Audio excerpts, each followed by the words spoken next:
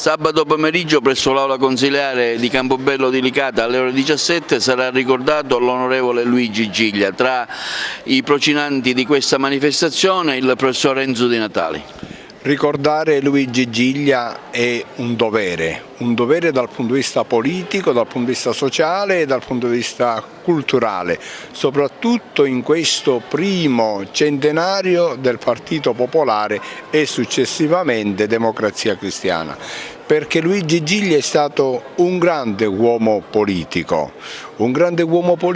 perché nei suoi lunghi decenni di militanza ha tenuto particolarmente in considerazione le condizioni sociali, economiche, strutturali e finanziarie della Sicilia e della provincia di Agrigento. Una Sicilia e una provincia che si trovavano in condizioni pietose, dove c'era un'agricoltura arretrata, dove c'era una viabilità da terzo mondo, dove le persone vivevano in condizioni ambientali veramente disastrate. La Sicilia era più Africa che Europa. Luigi Giglia, tramite il suo impegno politico, diede un risalto alla vita sociale, ambientale, economica della nostra provincia. Luigi Giglia fu uno statista con la S grande.